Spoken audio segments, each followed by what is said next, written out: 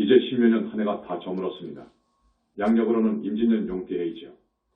임진년 정월 초하루 원단입니다. 오늘은 2600년 전 우리 불세존 석가모니 부처님께서 성도하신 날입니다. 또 첫째 주 일요일이어서 이곳에서의 정기법 회의이기도 합니다. 양력설이지만 오늘 해맞이 해돋이를 보러 가는 분들이 많고 한데 거기를 마다하고 부처님 성도일 법문을 듣기 위해 1000명 넘게 많이 오셔서 아주 감사합니다. 그런데 오늘은 외국 손님들이 11분 오셨습니다. 우리 정부가 여러 나라의 인재 양성을 위해서 교육시키고 국비 장학생으로 초청한 분들인데 노동부 부설 한국기술대학교에서 연구하고 있는 30에서 40대로서 그 나라 문교부 산하 과장급 고급 공무원들입니다.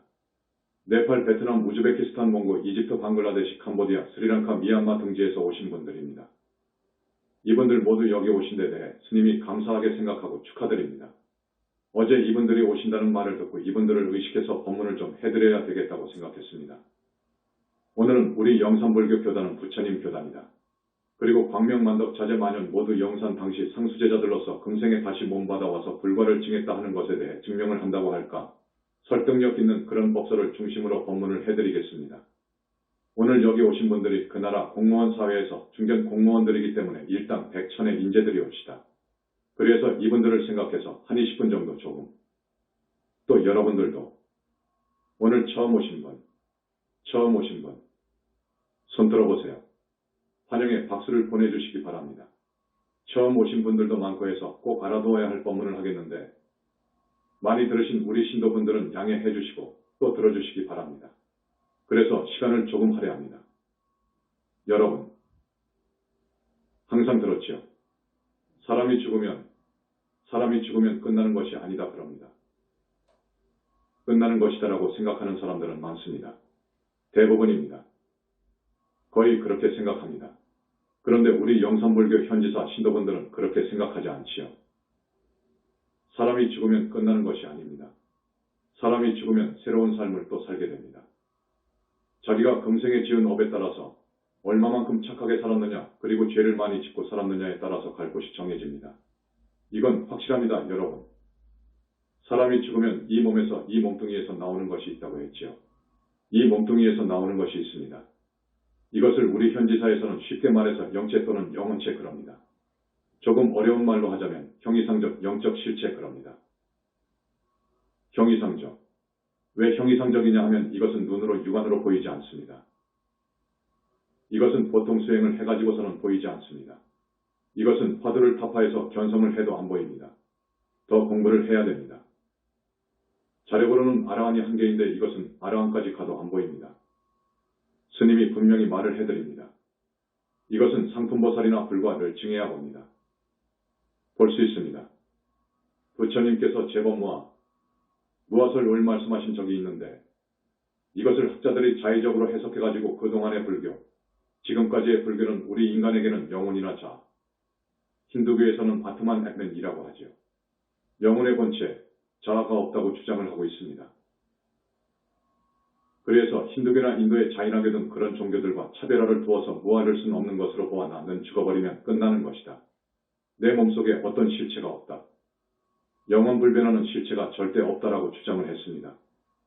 힌두교나 자이나교는 그렇지 않지요. 영혼을 인정합니다. 영혼, 자아를 인정합니다. 이렇게 힌두교와 자이나교와 차별화를 두다가 불교가 인도에서 어떻게 되었지요? 급기야 망해버렸습니다. 인도 사회에서 이건 버틸 수 없습니다. 우리 부처님께서는 우리의 영혼이 자아가 없다는 말씀을 하신 적이 없습니다. 없다는 말씀을 하신 적이 없어. 다만 현상세계에서는 물질이나 사람이나 모두 인연으로 이루어진 것이 옳시다. 때가 되어서 인연이 화합되어 모습을 드러낸 것입니다. 그 인연이 때가 되어 흩어져 버리면 공으로 되어버립니다. 현상세계의 이야기 옳시다.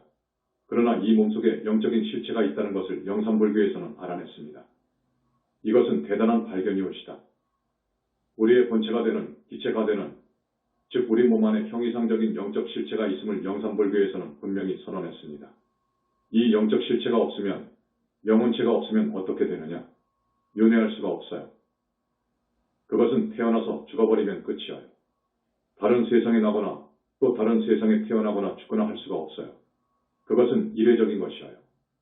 영적인 실체가 없으면 그래요. 잘 알아둬야 됩니다. 이 영적 실체, 곧 본체 본체라고도 하고 기체라고도 합니다. 기본이 되는 이 기체가 있어가지고 비로소 인간은 육도에 새로 나고 죽으면서 윤회를 거듭할 수 있습니다. 여러분 그것을 알아야 됩니다. 예를 들겠습니다. 여러분 지금 전화를 하지요. 본체인 전화기가 있고 잘 사는 사람 집에 가보면 윗방이나 옆방이나 저쪽 방에다가 각각 수화기를 놔두지요. 본체가 망가져서 철거해버리면 어떻게 되지요? 그 수화기는 기능을 발휘할 수 없습니다. 그렇지요. 사진도 그렇습니다. 사진 원판이 있어야 현상을 10장이고 100장이고 할 수 있습니다. 원판을 없애버리면 현상할 수 없습니다. 더 이상 현상할 수 없습니다. 반대로 나무를 봅시다. 본체인 뿌리가 살아있으면 설사 줄기가 꺾여 있더라도 줄기가 끊어져 있다 하더라도 이듬해 봄이 되면 다시 줄기와 가지가 나고 거기서 잎과 꽃이 핍니다. 매미가 허물을 벗듯 매미가 허물을 벗을 때 새로운 매미가 나오지요. 새로운 매미가 나오지요. 그러하듯 우리 인간은 죽으면 이 몸에서 영혼의 몸뚱이인 영체가 빠져나옵니다. 그래서 새로운 생을 시작합니다. 이 말은 기존 불교에서는 수용할 수 없지요. 안 믿어주지요. 이거 반대하지요. 그들은 아무것도 없다고 하지요. 귀신도 없고 영혼도 없고 극락도 없고 지옥도 없고 불보살도 없고 이렇게 이야기합니다. 이것은 불교가 아닙니다. 이것은요 허무입니다. 공입니다. 불교는 그것이 아닙니다. 지금까지의 불교가 이만큼 왜곡되고 망가져버렸습니다. 이렇게 망가진 토양에서 영산불교 현지사가 출세했습니다. 엄청난 선언을 합니다. 형이상적 영적 실체가 있다. 하고 선언합니다. 그렇게 방송이 나가고 법문이 나가고 책자가 나가니까 우리 현지사가 기존의 한국불교, 1300년, 1600년의 한국불교와는 공존할 수 없어서 뛰쳐나옵니다. 그런데 이 현지사에서 이야기하고 있는 이것이 진리입니다, 여러분. 이게 진리입니다. 이 영적 실체가 모태에 수정이 되면 악의가 생깁니다. 이것이 들어가지 않으면 결코 악의는 생길 수 없습니다. 부부가 100년을 살아도 이 영적 실체가 들어가야지 이것이 들어가지 않으면 악의는 없습니다. 우리의 영혼체설은 현지사의 영혼체설은 대단히 깊습니다. 힌두교나 자이나교를 압도합니다. 그 영체를 한 번, 두 번, 세 번, 네 번 영체가 겹쳐져 있다고 이야기합니다. 이건 붓다 아니면 이 영혼체를 볼 수 없습니다. 유식에서는 이것을 제파라레야식이라고 합니다. 제파라레야식은 붓다만이 알 수 있다고 합니다. 그 말은 맞습니다. 붓다만이 이 영체의 비밀을 속속들이 볼 수 있습니다. 힌두교나 자이나교에서는 이렇게 보지를 못했습니다. 속속들이 보니까 한 번 영체, 두 번 영체, 세 번 영체, 네 번 영체가 겹쳐져 있다 그거예요. 이건 오늘 여기까지만 이야기하고 더 많은 이야기는 내 책에 나와 있습니다. 우리의 의식이나 기억, 업의 종자가 이 영체에 저장이 됩니다. 훈습이 됩니다. 유식학자, 유식학을 한 분들, 자, 의식이나 기억이나 업의 종자가 저장이 되는데 어디에다가 저장한다고요? 제파라레야식 그럽니다. 그런데 아닙니다. 제파라레야식은 없습니다. 우리의 영혼체에 저장이 됩니다. 영혼체에 저장이 됩니다. 그래서 우리 현지사에서는 할 일도 많습니다. 불교를 다시 써야 됩니다. 불교를 재정립해야 됩니다. 무착이라고 하는, 세친이라고 하는, 호법이라고 하는 보살 칭호를 받을 만한 걸출한 승려들이 부처님 이후 대단한 큰 스님들이 유식학을 완성했습니다. 그 완성된 책을 들여다보면 많은 부분이 잘못되어 있습니다. 이것을 바로 잡아줘야 됩니다. 이걸 바로 잡아줘야 기존의 세계적인 종교학자들이, 불교학자들이, 지성인들이 머리를 끄덕일 거예요. 안 그러면 와 닿지 않기 때문에 이상하니까 이해를 못합니다. 우리 현지사의 이야기는 대단히 구체적입니다. 와 닿습니다. 그 다음 한 번, 두 번, 세 번 영체는 항상 뭉쳐 다니는데 이것은 영원히 죽을 수 없다 하고 선언을 했습니다. 여러분, 이거 대단한 선언입니다. 한 번, 두 번, 세 번 영체는 항상 뭉쳐 다닌다. 영원히 죽지 않는다. 그러면 우리의 자아가 영원히 죽지 않는다고? 영원히 죽지 않는다고? 그러면 태어나지 않았다 그 말이에요. 불생불멸이라는 말이에요. 이 발견은 엄청납니다, 여러분. 그러면 나 가본체인 공과 똑같이 출발했다 그 말이에요. 그래서 1, 2, 3, 4번 영체가 벌어지면서 성주계공 2되어가지고 육도를 윤회하다가 백업 공급이 되면서 그것이 전부 공으로 될 때에는 그 1, 2, 3, 4번의 영혼체는 하나의 종자로 수축이 됩니다. 다시 성급이 될 때 또 다시 1, 2, 3, 4번 영체가 벌어져 나와가지고 3개가 벌어지고 육도가 벌어지고 해서 윤회를 하기 시작해요. 이걸 반복하는 거예요. 이게 현지사의 이야기입니다. 이렇게 이야기한 데는 없습니다. 그래서 오늘 처음 오신 분들과 외국에서 오신 분들, 이분들이 모두 우리 불자인 줄은 모르겠습니다. 그러나 불교에 대해서 거부감은 없다고 합니다. 기독교나 마호메 트교가 아닌 한 설득력 있는 법설에 대해서 수긍할 겁니다. 우리 인간은 죽으면 우리의 영적 실체가 나온다 그럽니다. 이 몸에서 빠져나와 버려. 영혼체가 빠져나와 버려. 그러면 이 몸뚱이는 눈이 있고 귀가 있고 코가 있고 입이 있어도 볼 수 없고 들을 수 없고 말할 수 없고 움직일 수 없잖아요. 이 영혼체가 진짜 생명체예요. 그래서 이것을 주인공이라고 합니다. 공자는 빌공자입니다. 선에서 이야기하는 공자가 아닙니다. 주인공이 빠져나와 버리면 이 몸뚱이는 하나의 물질이에요. 이것은 송장이요. 이것은 아무것도 아니요. 이 영혼체가 진짜 생명체예요. 이것이 진짜 생명체예요. 이것이 배가 고프면 먹어야 되고, 추우면 입어야 되고, 따뜻한 곳에서 자야 되고, 이것이 하고 싶은 것은 해야 되고, 이것이 그래. 이것을 우리가 영가라고도 하지요. 영가. 오늘 여기까지만 이야기합니다. 오늘 처음 오신 분들, 그리고 외국에 귀한 우리 손님 되신 분들, 이제 이 법회가 끝나면 우리 불교대학 학장님이 영어 회화를 아주 잘하시니까 요점을 말씀드릴 거예요. 거듭 이야기하지만 우리는 한 세상을 얼마만큼 잘 살았느냐에 따라서 몸을 받습니다. 악하게 살았느냐, 죄를 많이 짓고 살았느냐에 따라서, 얼마만큼 착하게 살았느냐에 따라서 우리는 다른 세상이, 가야 할 세상이 결정됩니다. 많은 사람들이 업을 짓습니다. 많은 사람들이 죄를 짓습니다. 안타까운 일입니다. 저 세상이 없다고 생각해요. 죽어버리면 끝난다고 생각해서 그래요. 업을 많이 지어요. 돈이 최고예요. 수단 방법을 가리지 않고 높은 자리에 올라가려고 해요. 상대를 희생시켜서라도 말입니다. 그러므로 죄를 짓습니다. 업을 짓습니다. 업을 짓고 죄를 지으면 반드시 과보가 와요. 과보가 와요. 물체의 그림자가 따라다니듯이 과보는 그래요. 꼭 와요. 세상 사람들이 이런 법문을 듣지 못해서 업을 짓습니다. 그래서 대부분 보니까 지옥을 가요. 지옥이 있어요. 지옥은 분명히 있어요. 옛날 중앙정보부나 안기부에서 전기고문을 받는 그 고통은 지옥의 벌에 비하면 아무것도 아니에요. 고통이 그것보다 100천만 배 무서운 지옥이 있어요. 지옥의 삶은 하루도 아니고 한 달도 아니고 1년도 아니고 거꾸로 살아요. 이 지옥에 가면 안 됩니다, 여러분. 그 지옥의 형벌을 다 받고 나오면 짐승이 되어요. 혹은 아비세계로 가요. 짐승세계로 가면 또 어떻습니까? 여러분 잘 알잖아요. 짐승도 한 짐승으로 끝나는 것이 아니에요. 한 짐승의 몸을 받아 죽으면 끝나는 것이 아니에요. 업에 따라서 10번도 더 그 짐승의 몸을 받고 100번도 받아요. 또다시 다른 짐승 몸을 받아요. 이렇게 한없이 그 축생계에 있다가 사람 몸을 받아와요. 사람 몸을 받아올 때 그렇게 업을 지은 사람들은 하천 한 집안에 태어나요. 복이 없어요. 복이 없어. 하천하고 빈궁한 집에 태어난 지지리도 복이 없는 사람의 얼굴은 따로 있어요. 여러분도 보면 알 거예요. 그렇게 태어나요.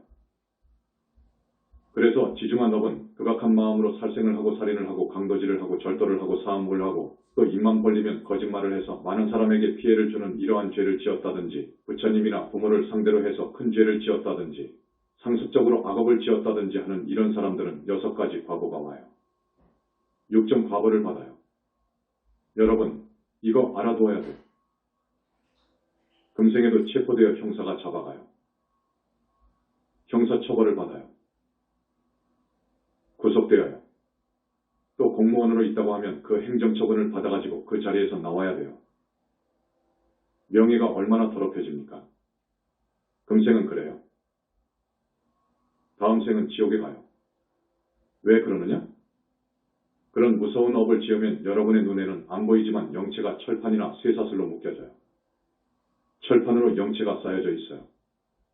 그러니 그 철판을 끊어주지 않고 분쇄하지 않으면 그 철판이 다 할 때까지는 그 벌을 받아야 돼요. 그래서 지옥에 가고 지옥을 돌아다니다가 축생이나 아비 세계에 가서 몸을 받습니다. 사람이 되더라도 사람을 죽인 자, 동물을 마구 살해한 자, 살생한 자는 병이 많거나 단명해요. 이런 과벌을 받아요. 그 다음에 저승도 들어가지 못해요. 무주고원이 되어요. 그래서 이 6가지의 과벌을 받는 거예요. 그래서 여러분은 이것을 알아가지고 절대로 악하게 살면 안 돼요. 죄를 지으면 안 돼요. 여러분은 아시죠? 뭐가 가장 무서운 죄인 줄 아시죠? 불효욕죄예요. 불효욕죄가 뭐죠? 부모를 죽이는 것, 부모에게 큰 폐륜을 저지르는 것, 부처님 몸에서 피를 내게 한다든지, 불벌을 징한 사람의 마음을 아프게 해서 가슴에 비수를 찌른다든지, 아라한 이상의 성자를 죽인다든지, 부처님 교단의 화합을 파괴한다든지,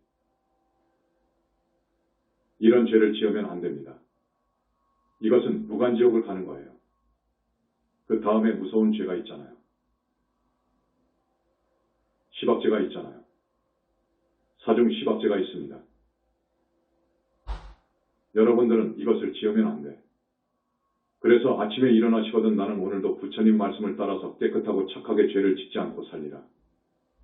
이렇게 결심을 해야 돼요. 마음을 그렇게 잡아야 돼요. 주무실 때에는 반성을 해야 돼요. 오늘은 어떻게 살았는가 하고 반성해야 돼요. 아무리 못 살아도 거기에 만족하세요. 설사죽 한 끼만 먹고 살 정도의 형편이라 하더라도 죄를 지으면 안 돼요. 이웃집 담장을 넘어가면 안 돼요. 절도 강도짓 하면 안 돼요. 그렇게 하게 되면 다음 생에 축생의 몸을 받아올 때 곡소나 말이 돼요. 이 과정을 거쳐야 돼요. 지옥 악이 거치고 다시 사람 몸 받아올 때에는 아주 가난하게 태어나요. 가난한 집에 태어나요. 여러분, 그러면 되겠습니까? 과거 생에 그래놓고 금생에 와서 부모님 탓해요. 남편 탓해요. 그러면 안 되지요. 이것이 어리석은 생각이에요. 지중한 업은 육정과 벌을 받는다. 지옥 악이 축생하늘 극락세계가 있다. 무주고혼의 중음세계가 있다. 이것을 알아두세요. 오늘 처음 오신 분들, 스님이 강조하는 것입니다. 강조합니다. 남은 생을 꼭 스님 말씀대로 마음에 새겨서 사십시오. 그러면 지금까지 죄 지은 것은 어떻게 합니까? 어쩝니까? 지금까지 모르고 죄 지은 것, 과거 생에 지은 죄, 이거 어떻게 합니까? 그래서 부처님에 대한 믿음, 부처님을 믿어야 돼요.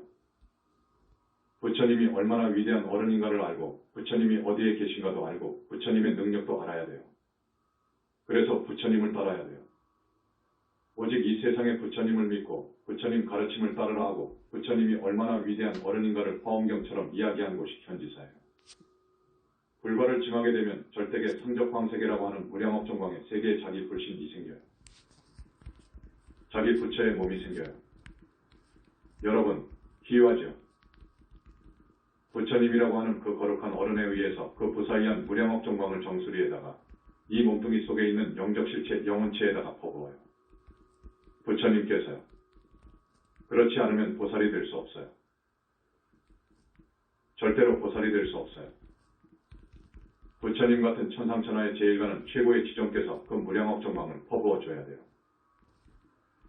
말하자면 태산 같은 업장을 씻어줘야 돼요.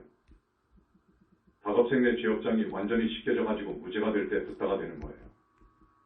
그렇게 할 때까지는 부처님께서 100번도 1000번도 더 광명만덕 자제만연에게 그랬어요.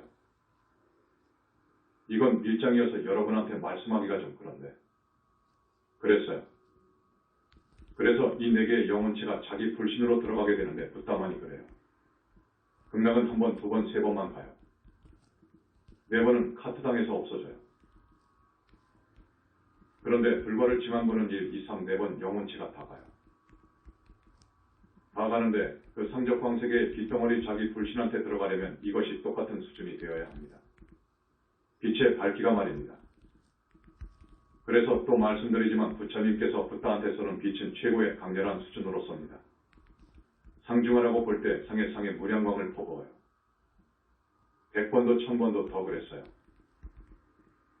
그래서 이 영혼체가 빗덩어리가 되어 있어요. 그러면 그런 붓다의 능력은 어떠하냐? 이 영혼체가 자기 불신과 개합이 될 때에는 어마어마한 능력을 발휘하지만 여기에 이 몸은 부처님께서 신통을 못하게 명하신 거예요. 신통은 불과를 치만 자만이 완전히 행사할 수 있는데 그렇지 못한 사람들은 하늘신이나 용신이나 천마의 도움을 필요로 해요. 그래서 업을 짓는 거예요. 신통하는 사람들은 업을 지어요. 무서운 죄를 지어요. 우주의 법을 역행해요. 예언을 한다든지 부도수표 100억짜리가 떨어졌는데 내가 이것을 못 막으면 나는 죽습니다. 그러면 신통 있는 도인은 나는 가짜 도인으로 봐요. 도인 아니어요. 내가 그 100억 부도수표를 막아 줄 테니까 30억 내놔. 30억을 내놔요. 30억을 내놓으라고 할 때까지 많은 신뢰를 쌓아줘요. 믿게끔 해요. 30억 내놓습니다. 이것을 받고 부도를 막아주었다면 이 사람은 우주 질서를 역행하는 거예요. 이 사람은 큰일이에요. 또 어떤 병? 저 사람이 아주 나쁜 병을 얻었는데 병으로 해서 지금 신음하면서 살고 있는데 낫게 해줄 수 있어요. 그런 신통도 있어요. 낫게 해주면 안 돼요. 그 사람은 자기가 과거 생에 지은 업으로 해서 그 병을 얻었는데 어떻게 낫게 해줍니까? 낫게 해주면 안 되는 거예요. 이걸 낫게 해주려면 오직 부처님의 허락을 얻어야 돼요. 절대자인 부처님의 허락을 얻어야 돼요. 그러면 부처님은 어떤 분이냐? 이 우주를 낳은 현상세계가 벌어진 근본 본체가 있어요. 그 본체와 하나가 되어버린 분이 부처님이에요. 그것을 법신본이라고 해요. 또 실제로 부처님께서 발산하는 이 무량억 정광은 온 우주를 감싸고 있습니다. 완전히 충만해 있습니다. 그렇기 때문에 부처님은 우주 자체예요. 우주 진리 자체이고 우주 자체예요.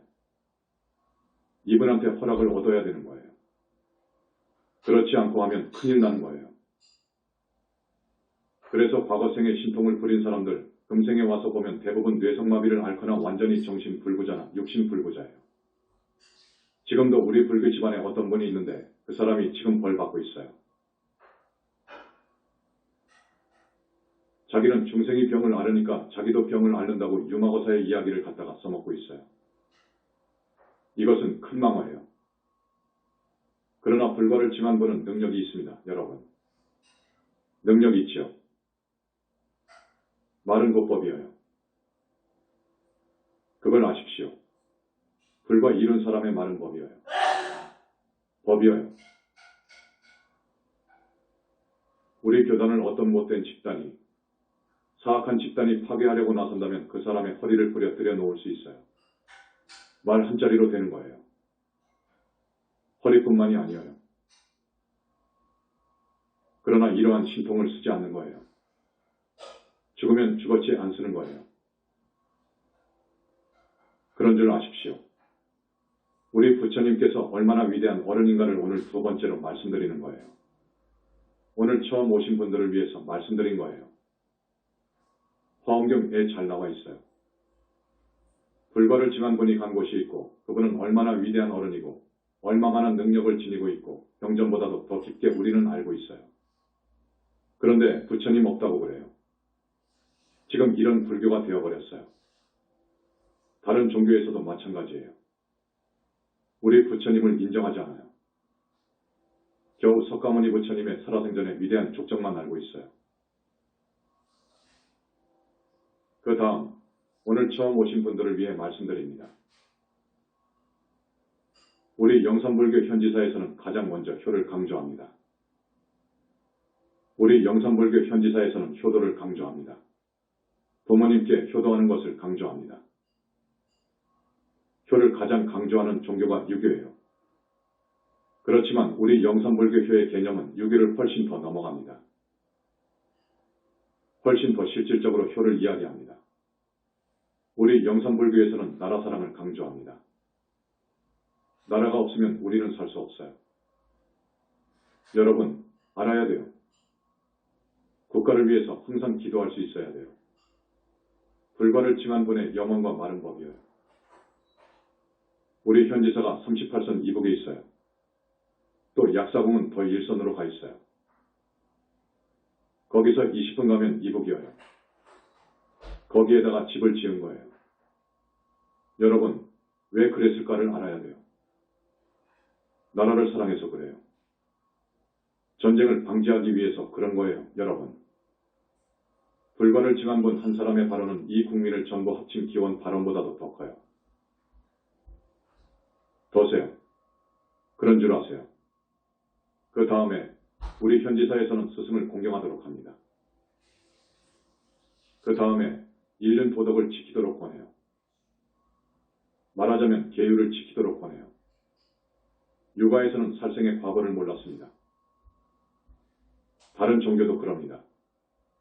우리는 살생을 위시해서 지켜야 할 계율을 많이 이야기하고 있어요. 그 다음에 불쌍한 이웃을 자비와 사랑으로 보살펴 주라고 하고 있어요. 그 다음에 말보다 실천을 요구해요. 물론 부처님 계심을 믿도록 그리고 그 능력을 믿고 그 위대함을 믿도록 가르치고 있어요. 이게 현지사올시다. 영산불교의 철학 사상 체계가 책자로 나올 거예요.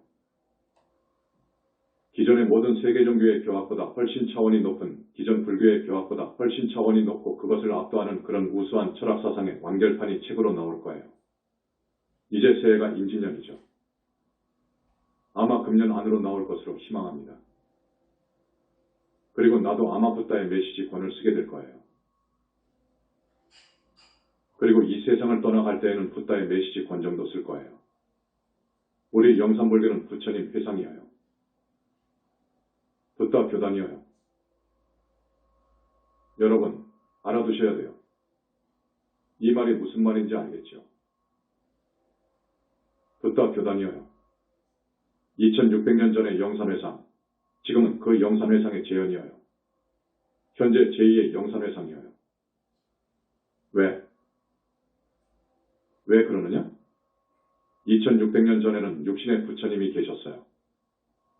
석가모니불이라고 하는 육신의 부처님이 계셨어요. 1250명의 제자를 교화하고 불교 사상을 널리 전파하고 가셨어요. 지금은 어쩌냐? 그 석가모니 부처님께서 멸도해가지고 승적광세계로 가셨잖아요. 상적광세계에 계신 그 부처님을 보신부처님이라고 해요. 지금까지 아무도 보신부처님을 몰랐어요. 우리 현지사에는 그 보신부처님이 와 계셔요. 2600년 전에는 화신부처님이 오셨죠. 육신부처님 말입니다. 응화신이라고도 해요. 화신부처님이 오셨어요. 그런데 지금은 보신부처님이 와 계셔요. 이 보신부처님, 그러니까 상적광세계의 부처님 보신분은 3계에다가 1100억의 몸뚱이를 놔둘 수 있어요. 놔둔 곳에다가 1년이고 100년이고 놔둘 수 있어요. 곧 데려다가 흡수해 버릴 수도 있지만 필요하면 놔둘 수 있어요. 1000만억의 몸을 놔둘 수 있어요. 이거 진실입니다. 사실입니다. 그번 부처님, 본체불, 본불께서 지금 와 계셔요. 그 당시 10대 제자 중에서 붓다를 이룬 분이 사리부라고 수보리예요. 사리부라고 수보리 존자가 불과를 이루었고 그때 법에 상속자 가섭과 또 그 상속자 아난이 와 있어요. 불과를 이루시고요. 그리고 우리 영산불교가 개창된 후로 16성 중에서 이미 불과를 이룬 분이 한 분 생겼어요. 지금 부처님 나라에 계시는 현지보살입니다. 그 다음에 영산 당시 1250명 중에서 지금 약 100명이 와 있는 것을 파악했어요. 우리 현지사에 한 50명이 와 있어요. 1250명 가운데. 그 중에서 35명이 보살과를 얻었어요. 부처님 당시에도 보살과를 얻은 분들이 상당수 있었는데 진짜 보살과를 얻은 분들은 약 26명이에요. 보살되기까지 하면 150명 정도가 되는데 우리는 지금 현재 35명이 보살과를 얻었어요. 그 사이 2600년 사이에 한 번도 새로운 보살이 탄생 못했어요. 자력으로는 안 됩니다. 여러분, 내 책에 쓰여 있을 거예요. 유대 카발라, 이것은 보통의 유대교하고는 다릅니다. 유대 카발라 신비주의. 거기에서는 신이 최고의 애제자를 당신 곁으로 끌어가기 위해서, 그러니까 그 신은 그 종교의 수장을 말하는 것인데 그분은 우하늘 대원에 있어요. 끌어가기 위해서는 빛을 퍼부어야 돼요. 빛을 정수리에다가 퍼붓습니다. 퍼붓는 방법이 있어요.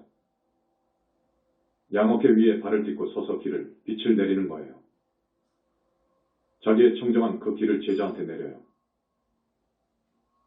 그 제자로 하여금 청정하도록 하고 빛으로 만들어가기 위해서입니다. 빛으로 만들어가야 그 좋은 데를 가게 돼요. 그런데 그 하늘세계의 그 수장의 빛은 무량광하고는 하늘과 땅의 차이예요. 그런 빛으로 쏟아 부은들 얼마나 성화가 되겠습니까? 성인으로 되어가겠습니까? 얼마나 빛으로 화해가겠습니까? 한계가 있지요. 그렇게 해서 최고의 애제자를 거기로 끌어가는 거예요. 그런데 우리 현지사는 우리 부처님의 위대함이 그 수장의 수장 정도가 돼요. 그리고 업적무량광 가지고 하는 거예요. 쏟아붓는 거예요. 정도가 하늘과 땅 차이지요. 여기 여러분들, 오늘 이 법회에서도 그 빛으로 쏟아붓는데 그러나 붓다한테 쏟아붓는 정도의 빛은 아닙니다. 오늘 처음 이야기하는데 상중하가 있습니다. 여러분들한테는 상중하 중에서 하정도의 빛으로 쏘아주는 거예요. 왜 그러느냐 하면 영체가 견뎌내지를 못해요. 큰일 나요. 상해요. 그러니까 여러분의 영체가 견딜 수 있는 만큼 맞게 해줘요. 그러나 이러한 빛도 아까 내가 이야기한 유대 카발라의 그 수장이 퍼붓는 빛보다 더 수승해요. 그래서 한 달에 2번 있는 현지사 법회에 나오시라는 거예요. 우리 석가모니 부처님을 위시해서 문수보현이 오셔요. 오열애가 오시고 많은 붓다들이 오셔요. 하늘세계, 우리 정법의 불법 하늘세계의 하늘사람들, 성중 넘어가지고 아랑한 정토의 많은 보살님들이 법문을 들으려고 해요. 우리 현지사에는 소나무 밭이 그렇게 많잖아요. 요정이 소나무 밭을 좋아해요. 요정은 키가 조그마한 하늘사람들이지요. 애들입니다. 그들이 그렇게 법문 듣기를 좋아해요.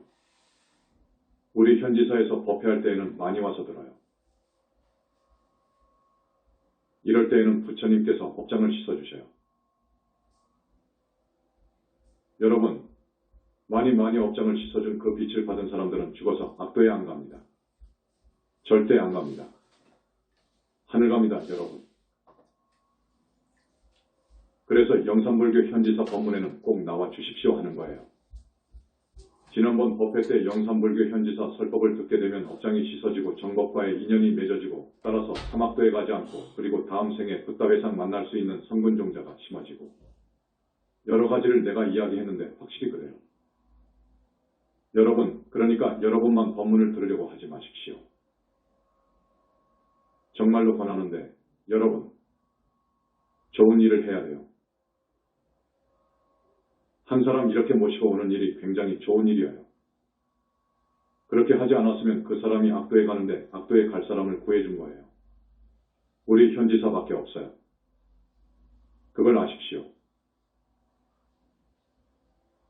그래서 오늘 1000명이 넘게 왔는데 한 사람씩만 모시고 오세요. 그러면 2000명이 됩니다. 이제는 2000명 수용할 수가 있어요. 이제 수용할 수가 있으니까 여러분이 데리고 와야 돼요. 부산도 14층을 샀어요. 지금 수리를 하고 있어요. 한두 달이면 입주해요. 그러면 지하 2층하고 14층, 15층에서 2,000명 충분히 수용해요. 여기 대전도 2,000명 수용할 수 있어요. 우리 본사는 5,000명도 수용할 수 있어요. 화진포도 지금 2,000명 수용할 수 있는 공간을 마련하고 있어요. 법회 때 1,000명 오는 대한민국 절이 한두 곳밖에 없습니다. 그런 줄 아세요? 이제 2,000명은 게임이 안 됩니다. 2,000명이라고 하면 따라올 절이 없습니다. 이제 우리는 충분히 할 수 있어요. 부처님의 진짜 말씀을 전하는 곳이거든요. 정말로 현재의 불교는 어느 나라 불교든지 반조각밖에 안 되어요. 반쪽짜리 불교예요. 그래서 열반경에서 반자불교라고 하는 거예요. 다시 내가 갈 때에는 만자불교가 될 것이다. 부처님 말씀이에요. 이제 부처님께서 오셨잖아요. 이것이 핵심입니다. 그분은 본불 이하여, 중심불이하여. 그것을 지금까지 몰랐어요. 그 부처님은 완전히 빗덩어리하여, 완전히 빗덩어리요. 그 빛도 무량억정광의 빛이하여. 여러분, 무량억정광을 내 책에도 조금 써놨지만 이거 불가사의예요. 보통 빛은 한 색깔이어요. 외도의 빛은 빨갛고 노란 그 색 하나뿐이어요. 앞에서 말한 오하늘의 외도하늘 거기도 그렇습니다. 그런데 정토 빛은 자마금빛 색이어요. 자마금광의 색깔이어요. 상적광세계의 부처님 나라 세계는 완전히 천만억 가지 색깔이 뭉쳐진, 그러면서도 안팎이 드러나버린, 너무너무도 영롱하고 아름답고 밝기가 한없이 밝아요. 한여름 대낮 해속보다도 더 밝아요. 그렇기 때문에 이 광도가 천문학적이고 또 강도가 그렇게 천문학적으로 강해요. 이런 빛이어요. 그런데 빛의 색깔 하나하나가 다 기능이 달라요. 이 우주가 벌어진 것은 빛이 원인이 되어 있어요. 빛에서 그런 거예요. 그것을 원초의 빛이라고 해요. 카발라에서는 아인소프오르라고 해요. 아인소프오르. 여기에서 온 우주가 벌어진 거예요. 이게 본체예요. 이게 본체인 공예체예요. 그런데 무량억정광은 이 우주와 온 법계, 우주 저편의 우주를 넘어선 상대 이원의 세계를 넘어선 저 법계까지 완전히 커버해요. 완전히 그 무량억정광이 좌지우지를 해요. 그걸 알아야 돼요. 상적광세계가 그런 빛의 세계예요. 부처님은 몸뚱이가 그런 빛으로 이루어져 있어요. 그렇기 때문에 외도 수장들이 빛덩어리라고 하지만 그 빛은 차원이 낮은 빛이어요. 우리 부처님의 빛은 억정무량광의 그 밝은, 그러면서도 어떨 때에는 한 색깔이고 어떨 때에는 7색깔도 나오고 어떨 때에는 100가지 색깔도 나오고 어떨 때에는 1000가지 색깔도 나오고 10,000가지 색깔도 나와요. 그 빛이요. 그런데 너무도 강하고 강하기 때문에 우주를 금방 뚫고 가요. 그래서 이 다이아몬드가 여름 한낮에 놓여 있다고 합시다. 이것이 그 빛을 반사하는 것을 보십시오. 그걸 상상해 보세요. 무량억정광의 부처님의 빛은 그래요. 온 우주 법계를 항상 비추고 있어요. 부처님의 몸은 그런 무량억정광으로 이루어져 있어요. 그러면서도 30 이상을 갖추고 있어요. 그렇게 아름다울 수가 없어요. 얼마나 아름답던지 한 군데를 보면 취해버려요. 능력은 어떠냐? 지혜와 자비 자체예요. 사랑 자비 자체예요. 지혜 자체예요. 그 지혜를 반야라고 하지요. 안욕따라 삼맥삼볼이라고 하지요. 그것 자체예요. 앞에서도 말씀했지만 능력이 우주적인 능력을 발휘해요. 우주적인 능력을 발휘해요. 여러분 그렇게 아십시오. 나의 영혼은 어떠한 대통령이 나오더라도 나라를 위해서 내가 해야 할 바를 하고 가야겠다는 것입니다. 나는 나라를 사랑해요. 나는 정치에 관여를 안 해요. 정치인을 만나지 않아요. 대단한 정치인들이 만나려고 한다고 합니다. 그러나 안 만나려고 합니다. 미워서가 아니에요. 치우치면 안 되거든요. 그러나 어떤 대통령이 들어서도 나는 국가를 위해서 밀어줄 거예요. 우리 국가는, 우리나라 대한민국은 앞으로 좋아요. 대한민국은 국군이 융창할 수밖에 없어요. 국군이 융창할 수밖에 없어. 정치, 경제, 문화적으로 선진국이 될 거예요. 여러분, 미륵보살에 대한 경전이 미륵삼부경에 있습니다. 미륵삼부경. 미륵부처님이 오시면 태평성대가 된다고 해요. 그 원인이 있어요. 태평성대가 되는 거예요. 그런데 미륵부처님이 오실 때보다도 지금이 더 스승해요. 훨씬 더 강력한 부처님이 우리 배경에 계셔요. 그렇기 때문에 지금이 굉장히 중요한 시간이에요. 이때 현지사로 귀의해 주시기를 바라고 부처님에 대한 믿음을 정립해 주시기 바라고 정법과 인연을 맺어 주시기 바라고 외도와 사마외도와 가까이 하지 마십시오. 여러분의 영원한 미래를 위해서 정말로 간절히 바라는 거예요. 정법으로 귀의할 때 여러분이 살아요. 여러분들한테는 무량억 정광으로 퍼부어 준다고 했죠. 불과를 잃은 분들은 이것에 못지않는 핵심적이고 중요한 것들을 상으로 받아요. 이건 밀장이라서 말할 수 없어요. 그것에 못지않는 축복을 받아요. 그렇게 해왔기 때문에 불과를 칭하는 거예요. 그 누구도 들어가 보지 못하고 들어갈 수 없는 보살의 삼매, 붓다의 삼매, 대적정 삼매를 자유로이 들 수 있어요. 우리 광명만덕님 대단해요. 언제라도 어느 붓다하고 이야기해요. 언제라도 그 누가 죽어서 어디 갔나를 그냥 봐요. 그런 분을 비방하면 큰일 나요. 다시 말씀을 드립니다. 비방한 사람 어떻게 되었는가 보세요. 우리 현지사를 비방한 사람이 있어요. 우리가 영체를 이야기하니까 비방해요. 왜더라고 해요. 이거 참 죽을 일이지. 이거 한탄할 일이지. 서울이 있는데 서울 없다는 그것과 같아요. 부산 사람이. 부산밖에 몰라. 서울이 있다고 하면 서울이 있다고 하는 사람을 사기꾼이라고 하면서 죽이려고 하는 거예요. 그 이야기가 있잖아요. 바다 개구리 이야기 말입니다. 그 대신 우리 현지사를 위해서 물심양면으로 성근공덕을 지으면 큰 복을 받게 되어 있어요. 복전이니까 큰 복을 받을 수 있어요. 하나의 붓다가 나오면 지옥이 3개, 4개가 비워져요. 이런 특별 사면이 있어요. 그것도 알아두세요. 우리 만덕님을 만났을 때입니다. 한 2년 공부할 때 내가 만났는데 지금부터 15년 됩니다. 그때 써놓은 개성을 오늘 소개해 드릴게요. 아무리 돈이나 금덩어리를 갖다 놓고 유혹한다 해도 탐욕의 뿌리가 다 뽑혀진 내 마음을 움직이지 못할 것이다. 아무리 미남이며 지체 높은 남자가 날 꼬신다 해도 그런 남자 다발 속에 날 놔둔다 해도 애욕의 뿌리 뽑혀졌으니 내 마음 조금도 동요할 수 없고 진심 의뿌리 뽑혀졌으니 어떤 일에도 성낼 수 없어라. 이것을 보고 내가 탐복한 거예요. 그런데 여러분들이 왈가왈부하고 흉보면 안 됩니다. 큰일 나요. 불과를 칭하게 되면 성남성녀가 되어버리는 거예요. 여러분, 중생의 시각에서 보지 마세요. 자력으로는 절대 보살이 될 수 없어요. 화두타파를 해서 본성을 보고 위파사나를 해서 이 세상 존재의 속성을 꿰뚫어서 무아를 철견했다고 하더라도 절대로 보살은 될 수 없어요. 아라한까지는 될 수 있어요. 왜 보살이 될 수 없느냐? 내가 많은 시간에 걸쳐 이야기했습니다. 내 외만을 이길 수 없어요. 마음속의 마음 밖의 말을 이길 수 없어요. 용신, 망량신, 천마를 이길 수 없어요. 그래서 보살이 될 수 없어요. 견성하는 데까지도 마가 많아요. 그러나 견성 이후에 엄청난 마가 옵니다.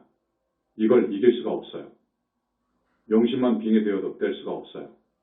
그 힘 갖고는 안 되어요. 여러분한테 용신이 한번 빙의되면 인간은 영 끝나버리는 거예요. 죽으면 구렁이 지옥을 가고 축생으로 오면 구렁이가 됩니다. 사람으로 오더라도 그 용신이 빙의해요. 이건 무서운 이야기예요. 사실입니다. 우리 현지사에서는 이 마장에 대해서 잘 알고 있어요. 두 번째, 사중제를 소멸할 수 없어요. 사중제가 소멸되어야 극락에 가는 거예요. 그런데 자기 능력으로 어떻게 사중제를 소멸합니까? 과거 생에 금생에 와서 지은 사중제를 말입니다. 이건 문수보살님의 위신력으로 소멸시켜주는 거예요. 세 번째, 정토에 자기의 아기보살이 생겨야 됩니다. 자기 아기보살이 생겨야 되는데 그 어떤 도인이 자기 아기보살을 정토에 둡니까? 둘 수 있습니까? 그것은 불가능하고 불능인 거예요. 그래서 자력으로는 보살이 될 수 없어요. 네 번째, 여자가 보살 되려면 완전히 남자가 되어야 돼요. 영체가 그래야 돼요. 이 작업은 부처님밖에 할 수 없습니다. 변여성남이라고 해요. 다섯 번째, 1, 2, 3번 영체가 완전히 분리되어야 돼요. 영체 분리를 해줘야 돼요. 자기 자력으로는 할 수가 없어요. 앞에서 카발라의 그 신이 빛을 퍼붓는다고 하는데 영체를 분리해가지고 해야 되는데 영체를 분리하지 못하고 정수리에다가 퍼붓기만 했어요. 부처님은 그렇게 안 해요. 영체 분리를 해가지고 사형체를 딱 분리시켜놓고 오열해가 각각 그 위에 올라가서 빛을 퍼부어요. 이렇게 해야 업장이 소멸되는 거예요. 여섯 번째, 피 교체를 해주어야 돼요.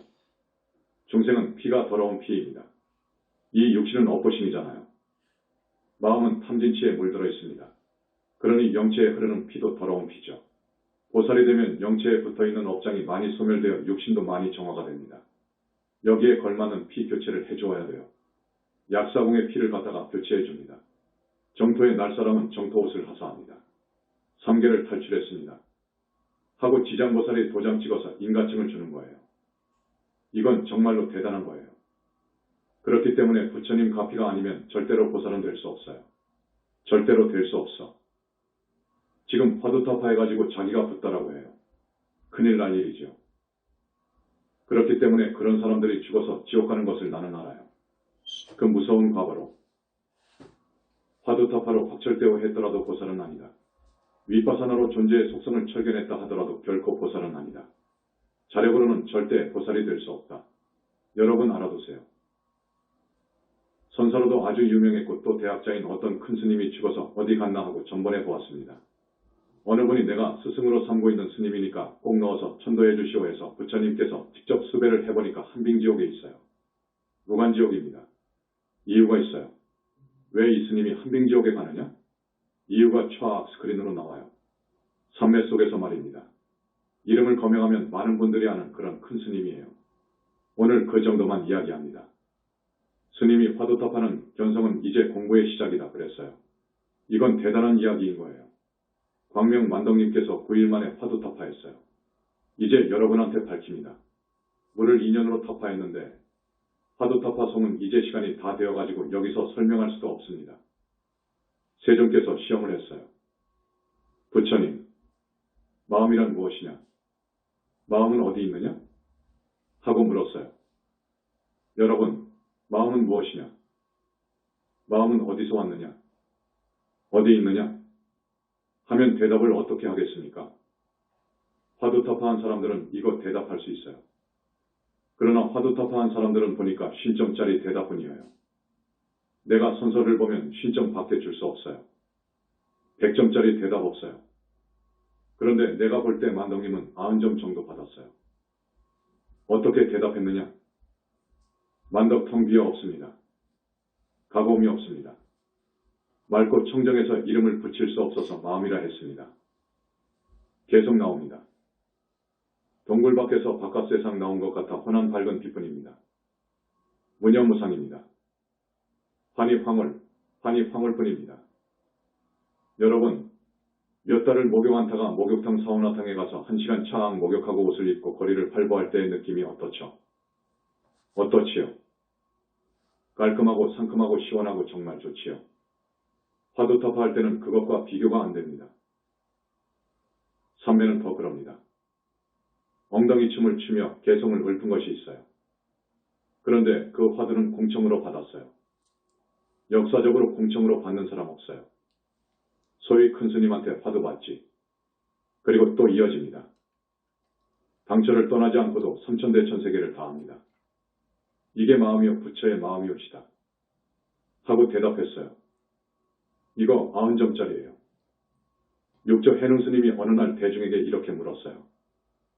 나한테 한 물건이 있는데 이름 붙일 수도 없고 글자로도 표현할 수 없느니라. 이것이 무엇인고? 하고 물었어요. 이 마음을 묻는 거예요, 여러분. 본성, 마음, 여러분의 희노애락 하는 마음이 아니어요. 지금 여러분 마음을 넘어선 마음이어요. 우주본성, 공이라는 것. 남학회양이라고 하는 제자가 이것을 답하려고 8년을 공부했어요. 8년을 공부해가지고 간단하게 대답한 것이 있어요.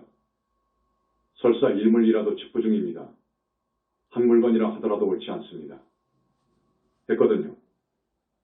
인가 받았어요. 이 해석은 여러분한테 이야기하려면 시간이 많이 걸립니다. 설사 한 물건이라도 맞지 않지요. 8년 만에 대답한 것이 이거예요. 이 대답은 맞죠. 신점 줍니다. 서산 스님은 이렇게 말했어요. 본래부터 한없이 밝고 신령스러워 난 적도 없고 멸할 것도 아니고 이름도 붙일 수 없고 모양 그릴 수도 없습니다. 성가비감의 답을 내놓은 거예요. 이건 점수가 좀 많아요. 60점 되어요. 여러분, 그 이유에 대해서는 오늘 설명을 약합니다. 덕산 스님이라는 분이 있어요. 8세기, 9세기의 중국 스님인데 대단한 스님이어요. 선종에서 덕산 그러면 대단한 반열에 올라간 스님이요. 최고의 반열에 올라간 스님이요. 하루는 법상에 올라가서 묻는 거예요. 당신들이 무엇을 말하면 30방을 때릴 것이다 그거요. 30대를 때려줄 것이다. 아무것도 말하지 않고 멍하니 있어도 30대를 때려줄 것이다.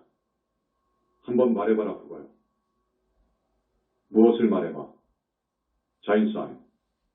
독일에서 자인사인이라고 그래. 본질, 존재, 마음, 본성, 본체, 만물의 본성, 본체인 공을 말해봐라 그거예요. 말을 해도 대답한다고 30대를 때릴 것이고 대답 못하고 멍하니 있어도 30대를 때릴 거다 그거예요. 말해봐라 그거요. 이게 선이어요. 그런데 이거 아무것도 아니어요.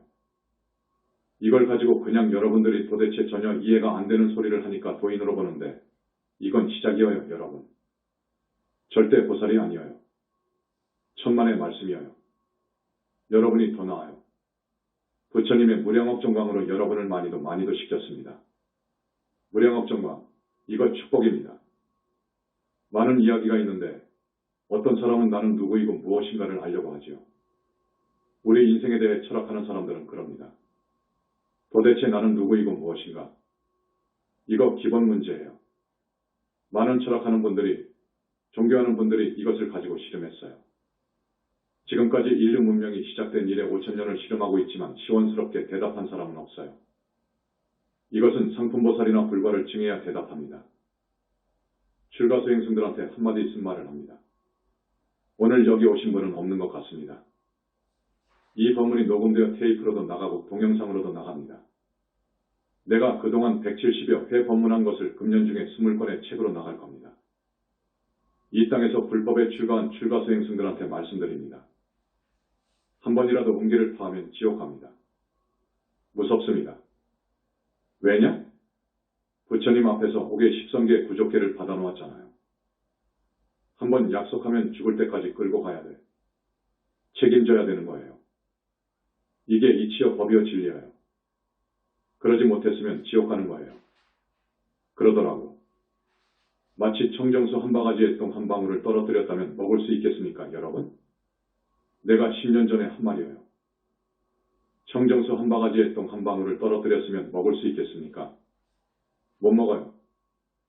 견성했다는 사람들이 지옥 극락이 안 보이니까 지옥 극락 없다고 하고 불보살 없다고 합니다. 견성을 하면 더 의식이 아주 예민합니다. 여자가 있고 그 아름다운 여자가 유혹하면 넘어갑니다. 견성을 하더라도 아니 그렇기 때문에 여인들의 유혹을 이긴다는 것은 어렵습니다. 100명에 하나 둘입니다. 만약에 지면 그건 지옥에 가는 거예요. 이것은 틀림없어요. 대단히 미안한 말입니다. 이건 진리입니다. 그런데 한 소식 했다는 분들이 견성했다는 분들이 행음식육기 무방반야라고 합니다. 이 말은 뭔 말이냐? 여자를 범하고 고기를 먹고 술을 먹어도 이런 행동이 반야에 방해가 안 되더라. 이건 완전히 사설입니다. 이러지 않습니다. 이건 마구니 말입니다. 불과를 증한 큰 스님들의 하루에 대해서 이야기하겠습니다. 불과를 증한 분들은 도대체 무슨 일을 하느냐? 요즘에는 어떻게 하루를 보내느냐? 우리 집에서는 천도제를 많이 하지요. 우리 집에서는 효를 주장하기 때문에 천도제를 많이 합니다. 자기 부모님들, 조상님들이 모두 지옥에 가 있고 짐승세계에 가 있는데 나 몰라라 하면 자식이 아니지요. 사람이 아니지요. 여기는 능력이 있는데 말입니다. 우리 교단에서는 능력이 있기 때문에 참 좋은 기회지요. 그래서 천도제를 많이 권합니다. 그래서 천도제를 많이 합니다. 그러면 천도제는 수배가 핵심입니다. 그 사람이 죽어서 지금 어디에 있는가를 알아야 되고 거기에 있는 영가를 잡아와야 됩니다. 구인해와야 돼. 이거 못하면 천도제는 아닌 거예요. 이것을 하는 것은 역사적으로 없어. 어느 세상에 어느 시대에 어느 절에도 없어. 이런 천도제를 하는 곳은 여기밖에 없습니다. 수배를 한단 말이에요. 수배. 앞에서도 이야기했지만 대선사입니다. 정말 대선사인데 한빙지옥에 있어가지고 도대체 어찌된 이유입니까? 하고 물었어요. 이 사람의 내면을 보면 남이 모르는 사이에 충분히 여기 무간지옥에 올라올지언느니라. 이 무간지옥에서 벌을 다 받으면 서너 군데 다른 무간지옥을 거쳐가리라. 우리 한국 불교 스님들이 정말로 이 법문을 가슴 깊이 들어야 됩니다. 내가 정말 우리 출가한 스님들을 안타깝게 생각해서 이런 고언을 합니다. 이런 쓴말을 하는 거예요. 며칠 전에는 탱화 때문에 출타를 한 적이 있습니다. 우리가 금탱화를 많이 그려서 모시죠. 탱화 있잖아요. 탱화. 솔직히 어느 스님이 탱화를 발주하면 가보지 않습니다. 가격 딱 정해서 1억이다. 하면 5. 그러냐고. 그러면 언제까지 납품하오? 한 3달 후에 하겠습니다. 그래서 3달 후에 있다가 돈 주면 그만이요. 그런데 여기서 한 10%, 20% DC하세. 알아듣겠어요? 10%, 20%나 떼어서 준다고. 그래서 계산 끝나면 그만이어요. 부처 없다고 하기 때문에. 그렇게 알기 때문에. 이렇게 산다고요. 그러나 우리는 그렇지 않아요. 탱화 한번 발주하면 10번도 더 갑니다. 여기는 잘못했고, 여기도 잘못했고, 이 부분은 이렇게 하고. 굉장히 신경을 쓰고 정성을 다 쏟아붓습니다. 우리 탱화를 그리는 화공 중에 귀가 철벽 귀머거리인 사람이 있어요. 귀머거리인데 우리 탱화를 그리다가 터져버렸어요. 고름이 나오고 했는데 지금은 완전히 청력을 회복해버렸어요. 우리 부처님을 그리는데 가령 어느 부처님을 그리고 있잖아요. 부처님들이 자기를 그린다고 모두 가셔요. 그래서 지도해요. 그래서 이 탱화를 그리는 사람이 우리 탱화를 그릴 때는 틀리다는 거예요. 우리 탱화를 그리면 다른 절 탱화를 그릴 때와는 틀리다는 거야. 쏙쏙 빠져 들어간다는 거야. 자기도 모르게 잘 그려지고. 자기들이 하는 이야기예요. 우리가 올 때에는 꼭 팁을 넉넉하게 줘요. 우리는 고생한다고 많이도 줘요. 우리 같은 사람이 없다는 거예요. 그래서 지금 우리 탱화밖에 안 그려요.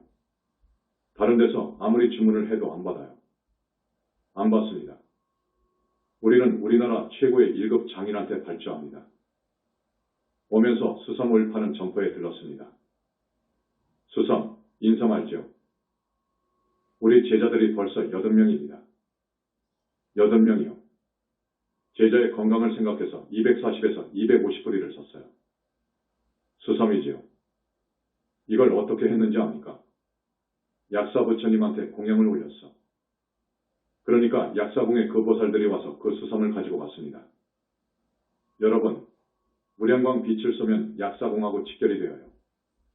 앞에서 무량광 기능이 100천만 가지라고 했지요. 쏘면 당신 계신 곳과 금방 원근이 없어져 버립니다. 무량광으로 약사궁을 비추어 쌓인 신호를 보내면 그쪽에서 금방 옵니다. 올 때 여러분 UFO 미확인 비행물체 이야기 들었죠? UFO. 그것보다도 훨씬 선진화된 과학화된 특별기가 내려옵니다. 즉각 내려와요. 그러니까 이 빛의 속도보다도 100천만 배가 빨라요. 왜 그러느냐 하면 붓다들끼리는 빛으로 이루어졌기 때문에 빛으로 상속되어 있습니다. 이 무량광엔 3개의 붓다님들이 서로 상속되어 있어가지고 시팡하사수 저 멀리 떨어진 약사궁에서 약사보살들이 특별기를 타고 모든 의료기기를 가지고 금방 온다니까요. 금방 내려온다고요. 또 약도 가져와요. 또 이분한테 이 약이 필요하다 하고 딱 신호를 보내면 그것을 금방 가지고 내려와요. 그때는 이제 수섬을 산삼으로 만드는 작업이요. 수섬을 가지고 가는 거예요. 약사궁에는 그 폭포수 같은 맑은 물이 상탕이 있어요. 하탕, 중탕, 상탕이 있는데 상탕은 붓다들이 목욕해요. 붓다 될 사람들이 상탕에 들어가서 목욕합니다. 목욕할 때에는 사형체가 다 분리되어 가지고 각각 목욕해요. 그 물이 무량광이요. 그게 무량광 물이요.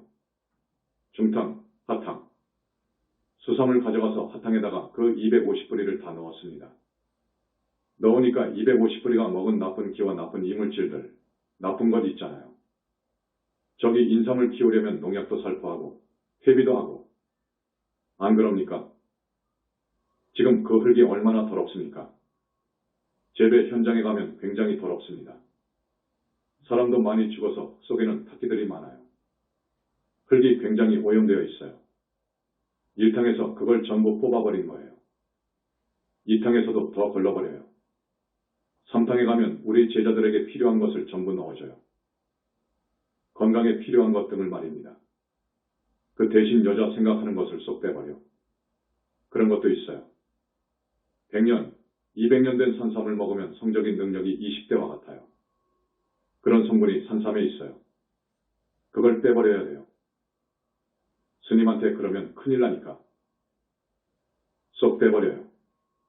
부처님들이 첫 번째 그걸 빼줘버려요. 그러나 공부할 때 필요한 기, 그것을 넣어줘요. 그래서 우리가 스님 한 사람당 3뿌리씩 갖다 준 거예요. 3뿌리씩 먹고 스님들이 다 좋다는 거예요. 이건 뭐 산삼 이상이지요. 그 다음 날은 또 화진포를 가지요. 우리가 이제 더 바빠졌어요. 이제 6군데가 생겼어요. 대전, 부산, 우리본사, 화진포, 대구, 서울 등. 지금 여러 군데에서 해달라고 해요. 제주도에서도 포교당을 내어달라 하고, 진주 쪽에 마산, 창원, 울산, 포항. 그러나 현재 우리로서는 서울, 대구, 포교당까지로 모두 끝냈어요. 금년에는 6군데로 끝나는 거예요. 화진포 얘기를 좀 하겠습니다. 화진포는 멀기도 멀잖아요. 여러분, 바닷가 참 좋습니다. 바닷가인데도 냄새가 없어요. 바닷가인데 희유해요. 태풍신이 있어요. 여기에 냄새가 이만큼 나면 안 된다. 또 찌꺼기가 바닷가에 많이 나오잖아요. 다시마, 미역 같은 해조류 그런 찌꺼기가 많아요. 그것을 전부 쓸어가라고 하면 다 쓸어가 버려. 꼭 사람이 청소한 것처럼 깨끗이 다 해줘버려. 여러분, 한번 화진포 약사궁에 오시라고. 거기에 많은 약사궁의 보살들이 내려와 계실 거예요. 정말로 많은 병을 낫게 해줄 거예요. 그래서 갓바위가 문제 아닐 거예요, 여러분. 팔공산 갓바위 아시죠? 오늘 처음 오신 분들. 스님이 여러분들한테 대강만 말했는데 지난번에도 조금씩 몇 번 했습니다. 했는데 이렇게 말씀을 들으셨으니까 다음에 꼭 나오십시오. 이렇게 좋은 이야기를 듣고도 다음에 안 나오면 그 사람은 참 안타까워서 드리는 말씀입니다. 그 다음 1000명의 여러분들이 한 사람씩 데리고 와요. 이건 스님이 권하는 거예요. 여러분, 정말로 높은 하늘을 가려면 그래야 되고 다음 생에 부처님 회상을 만나려면 그래야 돼요. 복을 지어야 돼요. 공덕이 없으면 안 됩니다. 성근 공덕이 없으면 안 돼요. 물론 아침에 부처님 공부는 해야죠. 날마다 금강경 읽고 부처님 다라니하고 그리고 부처님 칙명연부를 10분에서 30분 정도 해야 돼요. 그리고 관세음보살을 스승으로 하든지 지장보살을 하든지 문수보현을 하든지 미타를 하든지 꼭 하나를 택해서 하십시오. 그렇게 해서 정법과의 인연을 두텁게 해주고 타력을 힘입어서 삼재팔란을 이겨야지요. 남은 생 편히 살아야지요. 항상 좋은 일, 좋은 인연을 만나게 되어 있어요. 업장이 씻어지니까 운명이 바뀌어지는 거예요. 그렇게 금생에 출가를 못해가지고 윤회를 벗어나지 못하고 보살과를 못 얻고 하게 되면 다음 생에는 얻어야지요. 붓다 회상 만나야 돼요. 붓다 회상 만나기 어려워요. 여러분은 이렇게 만났어요. 그런데 스님 말씀을 뒤로 하면 안 됩니다. 스님 말씀 먹어버리면 안 됩니다. 아셨죠? 자, 이렇게 공부합니다. 나무 영산불멸 학수상전 시화본사 고원실성 석가모니불 천상천하무여불 시방세계 영무비 세간소유화징견 일체무유여불자 고아의 심기명정래